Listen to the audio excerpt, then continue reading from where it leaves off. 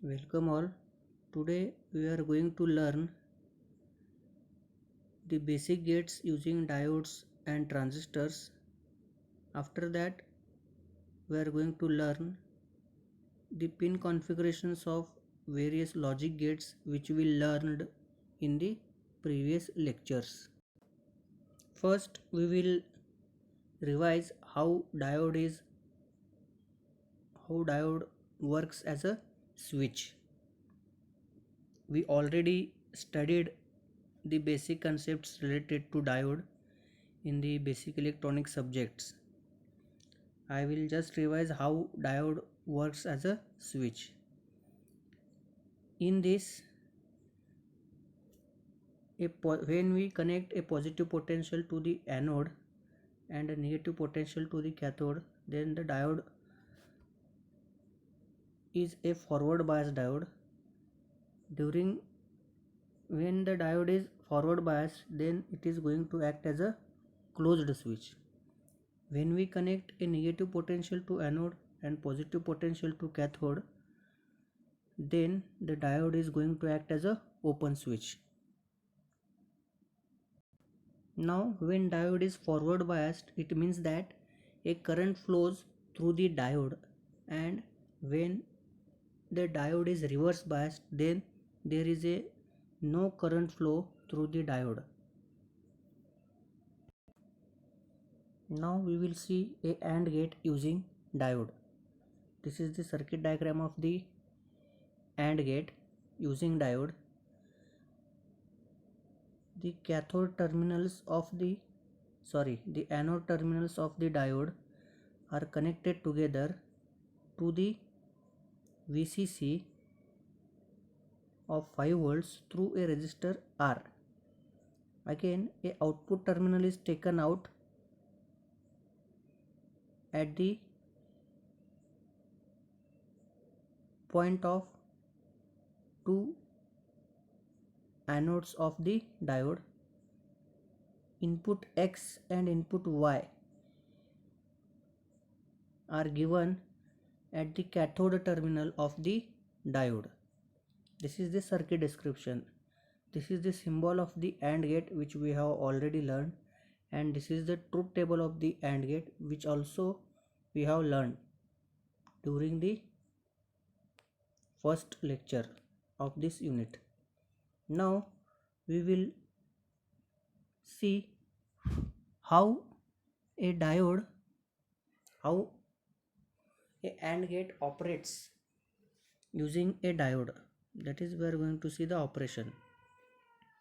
Now when X and Y both are 0,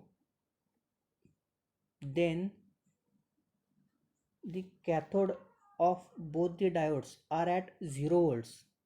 Hence both of them are forward biased. That is, both the diode goes into the conduction mode. The output voltage Z is the voltage drop across the diode. So for ideal diodes the output will be 0 volt, whereas for practical diode the output will be a 0.7 volt, which is a breakdown voltage of the diode. So when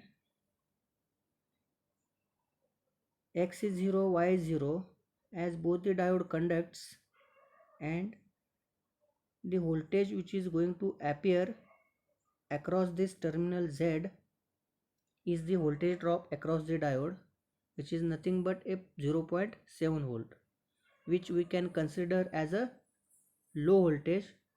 Therefore for X0, Y0 the output will be 0. Now for the second condition, when X is 0 and Y is 1, then the diode D1 goes into the forward bias condition and diode D2 goes into the reverse bias condition. As diode D1 is forward biased, whatever voltage drop appears across this diode D1, it is going to appear over this output terminal. So the voltage drop will be 0.7 volt, which we are going to consider as a low voltage. Therefore, for this condition also we get a logic 0 output. Now in the third condition, that is when x is 1 and y is 0, then diode D1 is reverse biased and diode D2 is forward biased. As diode D2 is forward biased, it starts conducting and a voltage drop of 0.7 volt appears across the diode D2, which is nothing but our output voltage, which we are going to consider as a low voltage as it is a 0.7. So for 1 0 also we get a 0 output. Now in the last condition, the x and y both are 1. As x and y are at higher potentials, that is the cathode terminals of D1 and D2 are positive. Therefore both the diodes goes into the reverse bias condition and hence remains in a off state. So whatever voltage we are going to apply at this, it is going to appear over output terminal as it is, as both the diodes are reverse biased. So we get a logic 1 output for both the inputs at a logic high level. This is how the operation and the truth table which we studied earlier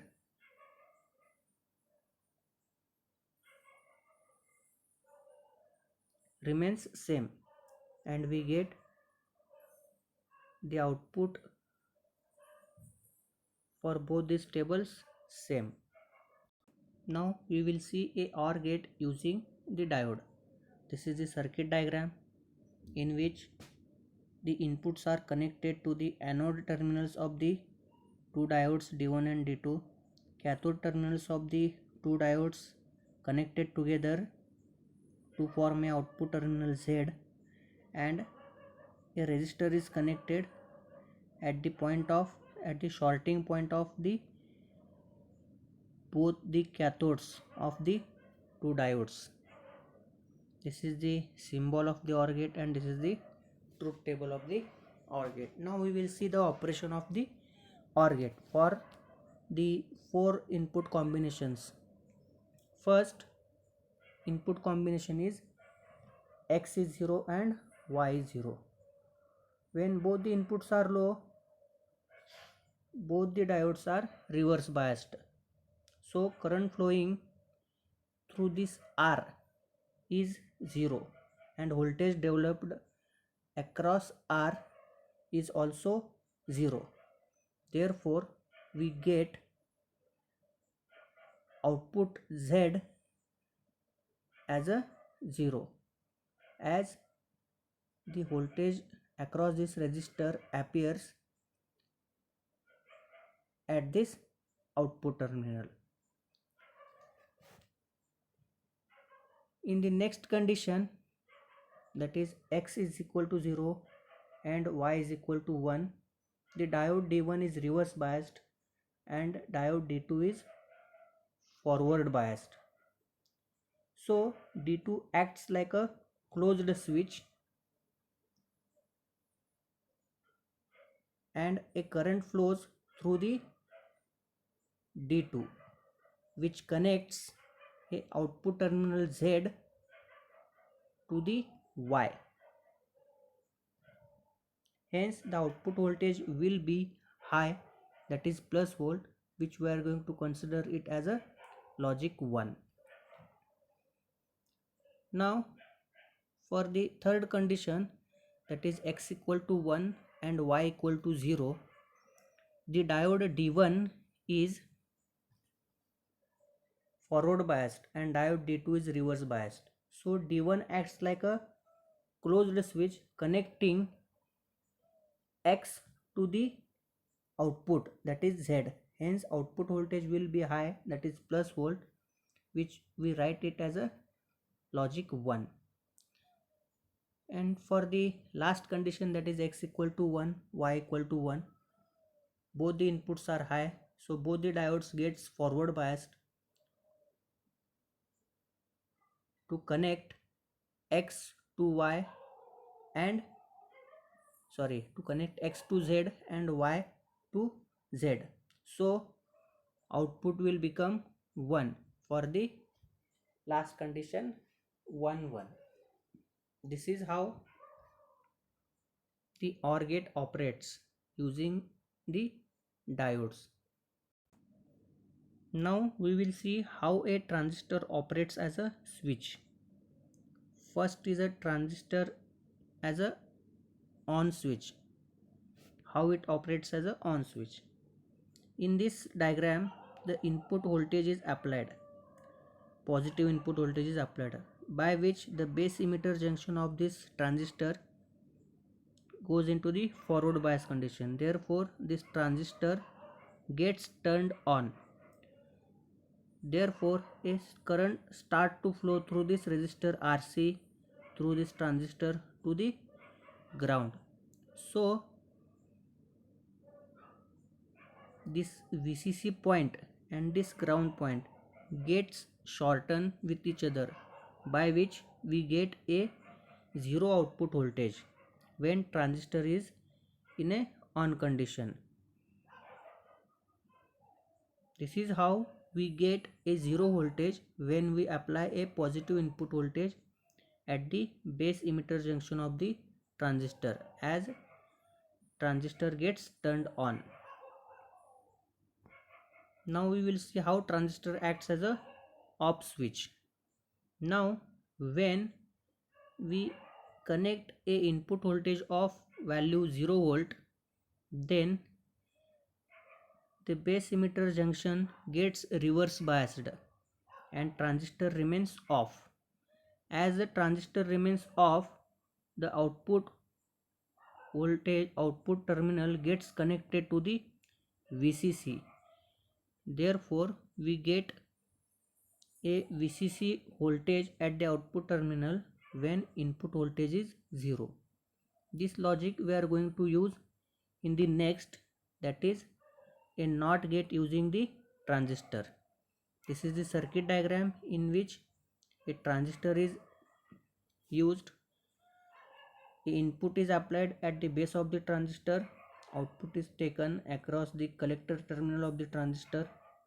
This is the symbol of the NOT gate and this is the truth table of the NOT gate. Now in the first condition, the input X is 0, by which the base emitter junction of the transistor goes into the reverse bias condition, so it remains off like this, by which a output terminal Z gets connected to the plus 5 volt through this resistor R. So we get a logic 1 output for a logic 0 input. Now the next condition, when a input X is 1, then the base emitter junction of this transistor goes into the forward bias condition, by which it turns on. Therefore, a current starts to flow through the transistor towards the ground, by which this point VCC point and this ground point gets shortened with each other, so we get a zero output voltage for a logic 1 input. This is how a transistor operates as a NOT gate. Now whatever these three circuits we have studied now, this we are going to implement during our practical hours, in which we are going to mount the circuits of these three gates using diode and transistor on the breadboard, and accordingly by giving the input we are going to cross check the truth table of the each gate during our practicals. Thank you.